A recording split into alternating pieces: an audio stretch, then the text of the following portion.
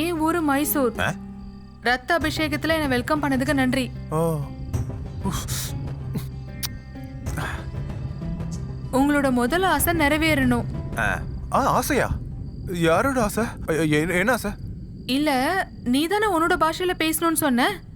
ஓ இந்த ஆசையெல்லாம் நிறைவேற்றுற பூதமா நீ? இங்க பாரு பையா, நான் ஒன்னும் பூதம் இல்ல. ஒரு நாட்டை ஆண்ட ராஜாவோட இளைய மகள் தெரியுமா? ஒரு நாசமா போன சாபத்தினால இந்த பூமியில அலைஞ்சு சுத்திட்டு இருக்கேன். ஓச்சோ.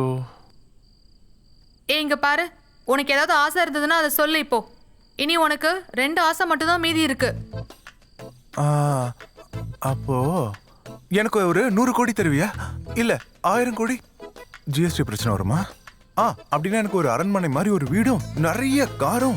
அச்சோ, வேற என்ன கேக்குறதுனே தெரியலையே. சூப்பர் கார் ஓட்டணும்னு ஆசையா இருக்கு, ஆனா அதுக்கேத்த ரோடு இல்லையேங்க.